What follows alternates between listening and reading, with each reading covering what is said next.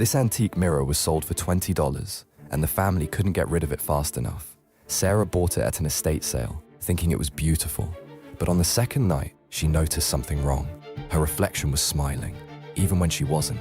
She tried to ignore it, but the reflections got worse. Sometimes she'd see herself sleeping while standing in front of the mirror. Sarah found old documents in the mirror's frame. The previous owner was obsessed with contacting the dead. The papers described experiments, how mirrors could be used as portals between worlds.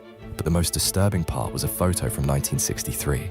It showed the mirror in the same room, with dozens of faces reflected in it.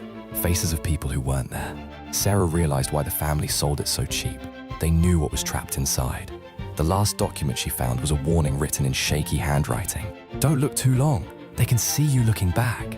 Sarah checked her reflection one more time before covering the mirror forever. She counted 7 faces staring back at her.